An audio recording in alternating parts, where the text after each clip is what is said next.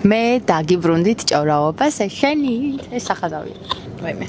მოვკალათდე ერთი წამ. დავჭდა ლამაზად. ეს. მე დაგიბრუნდით ჩემი ჭორაობას ესეით, თქო, დაგიბრუნდით ჩემი корпуსის სახურავიდან. რატო? იმიტომ რომ უბრალოდ ეგრე გადავწყვიტე, მომბეზრდა სახშირდობა და გადავწყვიტე რომ ამოსულიყავი მაღლა და აქ გადამეღო, თან მიკროფონი მაქვს და ხმაური. ხელს არ შემიშლის. პირველი თემა, რასაც ჩვენ გავარჩევთ, ეხება ჩემთვის ძალიან სენსიტიურ თემას და ეს არის წონა. რამდენიმე კომენტარი ვნახე ასაკით პატარა გოგონების, რომლებიც მიწერდნენ, რომ როგორ ხარ ეგეთი გამხდარი და გვასწავლე როგორ გავხდეთ და წონაში როგორ დავიკლოთ და მე პირად მესიჯებშიც მწერდნენ, რომ აი რამე კარგი დიეტა გვირჩეო. გოგონებო.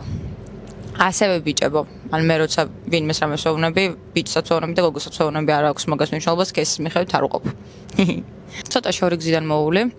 მე ჩემს წონასთან პრობლემები დამიწყო 15 წლის ასაკიდან, იმიტომ რომ 15 წლის ასაკში ესპანეთში გავიკეთე საკმაოდ რთული ოპერაცია ძვლებზე, ფეხის ტერფებზე.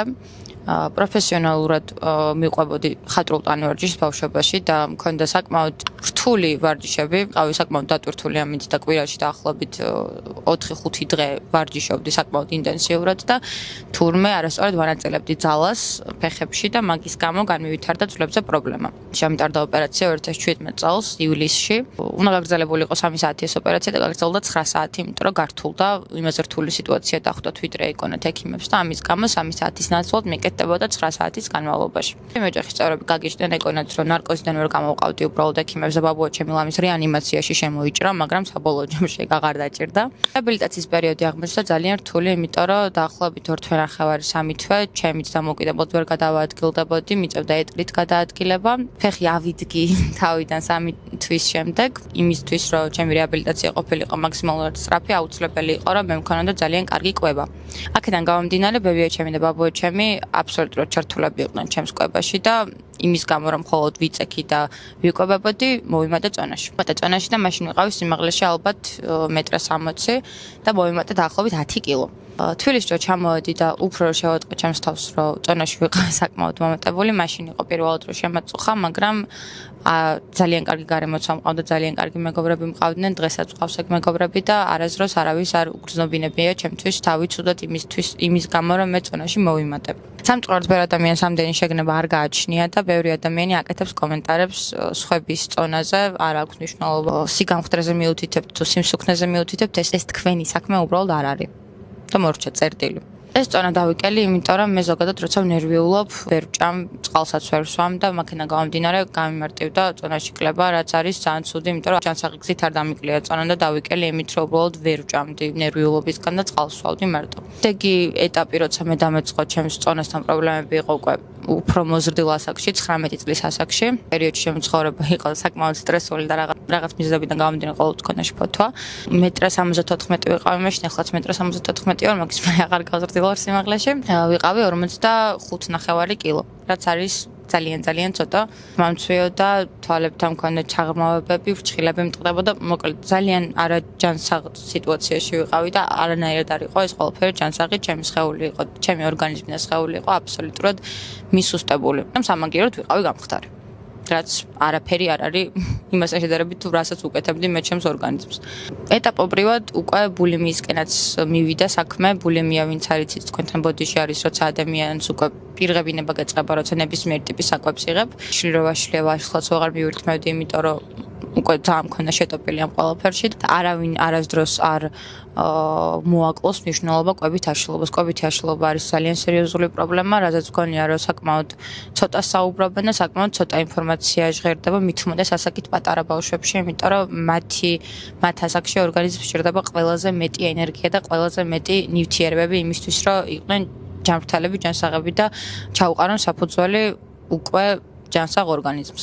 დამეწყო ბულიმია, ძალიან რთული იყო ჩემთვის წონაში მატება და თითოეული მომატებული გრამი ჩემთვის იყო რაღაც სიხარული, იმიტომ რომ ვერ წარმოვიდგინა ვერასდროს რომ ოდესმე ჩემს ხელს შეხვედავდი სარკეში და ის იქნებოდა ჯანსაღი. და პობრივად მაგ სიტუაციიდან გამოვედი, ვუმკურნალე ჩემს თავს ფსიქოლოგთან ვიარე, მივხვდი რა იყო ჯანსაღი, რა არ იყო ჯანსაღი და მივხვდი რომ მით უმეტეს უაზრო ადამიანებს და უაზრო სიტუაციებს ზე არ უნდა მენერვიულა და ჩემი თავისთვის უნდა მიმეხედა. რატომ მოვყავი ახლა ეს ამბავი, იმიტომ მოვყავი, რომ რასაც მე დავაკვირდი და რაც მე შევატყე, ბევრი ბავშვი მწერს, რომ ნეტა შენაირი ტანი მქონდეს. ჩემი ტანი არ არის თქვენი საოცნებო ტანი, ვიღაც მოდელის ტანი არ არის თქვენი საოცნებო ტანი, თქვენ ცხოვრობთ თქვენივე საოცნებო ტანში. თქვენი ტანი არის თქვენი საოცნებო ტანი, თქვენი ტანი უნდა ეცადოთ, რომ იყოს ჯანსაღი, ჯანმრთელი, ენერგიებით სავსე და რაც მთავარია ბედნიერი. თქვენ საკუთარ კანში ვერ გრძნობთ თავს ბედნიერად, რაც არ უნდა ჩარევები განახორციელოთ, მაინც ვერ იგრძნობთ თავს ბედნიერად. ყავს 17 წლის და კესარია გახდა 17 წლის 4 დღის წინ. ხო, 4 დღის წინ. არა, 5 დღის წინ გახდა კესარია 17 წლის და რასაც მას ვეუბნები ყოველ დღე, იმას გეტყვით თქვენც, რომ დამოუკიდებლად არ გაბედოთ და არანაირი დიეტები არ დაიწყოთ, არანაირი შიმშილობა არ დაიწყოთ, არანაირი ჩარევები არ დაიწყოთ ისეთი, რაშიც არ იქნებიან ჩართულები ან თქვენი მშობლები, ან პროფესიონალები, ნუტრიციოლოგები, ვინც თქვენს ორგანიზმს შეისწავლის და იქიდან გამომდინარე გაგიწევთ რეკომენდაციას თუ როგორ უნდა მოიქცეთ, რა უნდა გააკეთოთ, დამოუკიდებლად არანაირი ჩარევა არ განახორციელოთ თქვენს ორგანიზმზე, იმიტომ რომ შეიძლება ამან მიგიყვანოთ ძალიან ცუდ შედეგებამდე, იმ შედეგებამდე, რა შედეგებამდეც მე მივიყვანე საკუთარი თავი და დღემდე ძალიან ნანობ, რომ ჩემს თავს ეგ გავუკეთო. თქვენი ორგანიზმი ყოველდღიურად გაძლევთ იმის შესაძლებლობას, რომ საწოლიდან ადგეთ თქვენ ორ ფეხზე, აბაზანაში გახვიდეთ, თქვენი ორი ხელით დაიბანოთ თქვენი სახე. და ჩემი აზრით ესეთ დეტალებს ადამიანები ვერ ვაფასებთ, იმიტომ რომ უბრალოდ ვერ წარმოგვიდგენია, რომ ეს არის ძალიან დიდი რამეა, რეალურად ბევრი ადამიანი ამას არის მოკლებული და უნდა დავაფასოთ ის, რაც გვაქვს ზუსტად. თქვენი ორგანიზმი წელიწადში 365 დღე 24/7-ზე მუშაობს იმისთვის, რომ თქვენ შეგეძლოთ ისეთი რაღაცების კეთება, როგორც არის ელემენტარულად სიარული, აზროვნება, ლაპარაკი, ჭამა, სიცილი, ნებისმიერი რამე. ამიტომ უნდა ვისწავლოთ ჩვენივე ორგანიზმის დაფასება იმისთვის, რომ ჩვენმა ორგანიზმად საპასუხოდ დაგვაფასოს. ეს რაც შეეხებოდა ამ პირველ თემას, მეორე თემა რაც მინდა დალაპარაკი არის პირადი ურთიერთობები, იმიტომ რომ რამდენიმე გოგონა მომწერა, რატომ ხას გოგო-ბიჭები რატომღაც არ საუბრობენ არაზრუს თავიანთ პრობლემებზე, თავიანთ გრძნობებზე და ჩემი აზრით ეგ ძალიან ცუდი დოგმა არის რაღაც, რაც განსაკუთრებით საქართველოში არის, იმიტომ რომ რატომღაც არ ვიცი ქალების ბრალი, ჩვენი ბრალი არის ეგ თუ ის ბრალი არის, მიღებული არის თითქოს რომ ბიჭი თუ მის გრძნობებზე საუბრობს და ყვება მის პრობლემებს, რაღაცნაირად ტეხავს ეგ და ჩემთვის პირიქით ეგ უფრო ტეხავს, როცა ადამიანს მაგას ეუბნები. ჩემთვის პირიქით ის უფრო ტეხავს, გოგო იქნება თუ ბიჭი იქნება, ვისაც არ შეუძლია საკუთარ გრძნობებზე ლაპარაკი. უნდა ელაპარაკო, პრობლემა თუ გვაქვს აუცილებლად უნდა გააჟღერო, იმიტომ რომ არსებობენ ადამიანები, ვინც მაგაში დაგეხმარებიან და თუ არ დაგეხმარებიან, ელემენტარულად მოგისმენენ მაინც და დაიცლები მაინც.